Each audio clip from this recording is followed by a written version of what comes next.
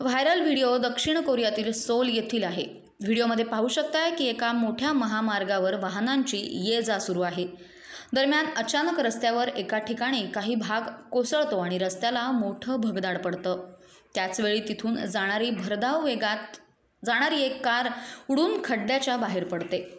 पण मागून वेगात येणाऱ्या दुचाकीस्वाराला मात्र वेगावर नियंत्रण ठेवण्याची संधीच मिळत नाही आणि तो थेट त्या खड्ड्यामध्ये पडताना दिसतोय। या 30 वर्षीय दुचाकीस्वाराचा या अपघातामध्ये मृत्यू झाला। कार चालवणारी एक महिला जखमी झाली। अचानक आणि दुर्दैवानं घडलेल्या या खड्ड्यामुळं दुचाकीस्वार मागे वळू शकला नाही किंवा त्यातून बाहेर पडू शकला नाही।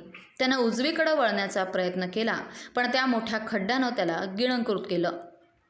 वृत्तानुसार पूर्व सोलमधील म्योंगिल डोंग जिल्ह्यातील एका चौकात रस्ता सुमारे 65 मीटर रुंदी आणि खोलीनं खचलाय।